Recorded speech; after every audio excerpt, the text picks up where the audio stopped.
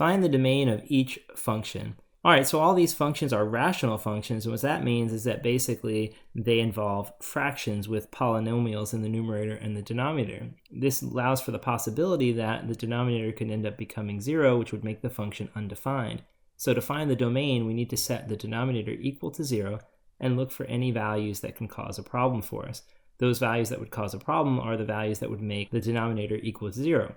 So set the denominator equal to 0, solve for the x values. If there are any values that make the denominator equal to 0, we'll have to exclude those from the domain. All right, so let's go ahead and do that with the first one. We're going to set 2x squared minus x minus 3 equal to 0. Then we'll try to factor this, right, because it's a quadratic. So we'll try maybe 2x and x, right? And then 3 will split up. Maybe we can try 3 and 1, for example, right?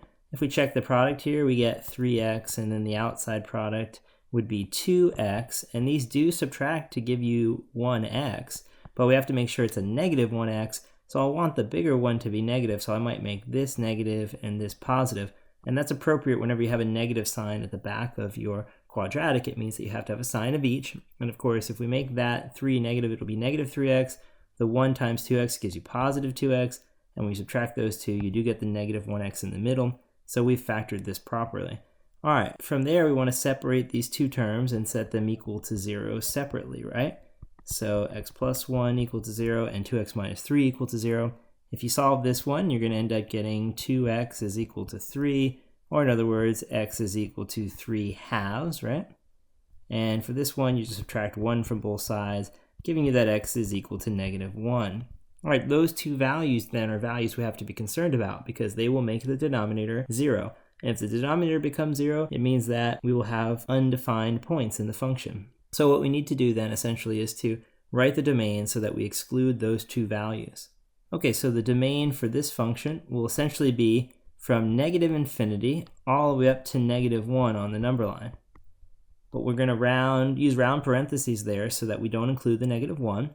Then we will union that to the set from negative 1 up to 3 halves. Using parentheses again, right, because we don't want to include negative 1 or 3 halves, and then picking up after the 3 halves and going all the way up to positive infinity. And that's the set of x values that are acceptable for the function. All right, let's look at part B then. For part B, it's the same idea. You want to set the denominator equal to 0. So we'd have 4 times x squared minus 16 equal to 0. You can get rid of this 4 by dividing both sides by 4. And that will eliminate that. So we'll have x squared minus 16 is equal to 0. And then from there, we could factor if we want. This is a difference of two squares. So we'd end up getting that we have x and x plus and minus 4 and 4 in the two parentheses, right?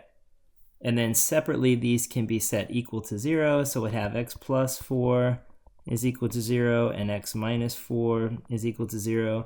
Giving you the final answers of negative 4 and x is equal to 4. All right, now with that in mind, again, we have two values that can cause us some concern, so we need to exclude those from the domain. So our domain for part B, or example B, will be from negative infinity up to negative 4, but we don't want to include the negative 4.